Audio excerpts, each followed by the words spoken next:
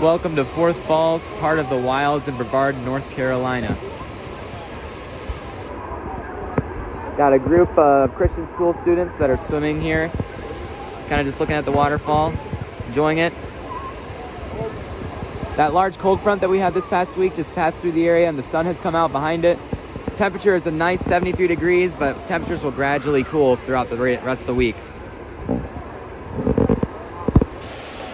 Here's a full view.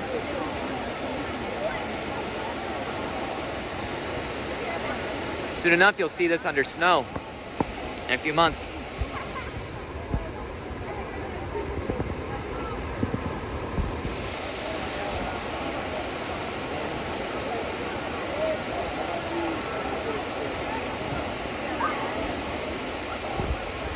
Got a bunch of our group out there by the front of the waterfall.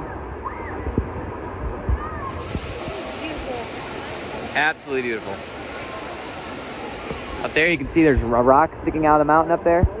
Fall colors are really starting to change. Spectacular. Got the camera on it. Getting a good shot of the falls and everyone moving around there.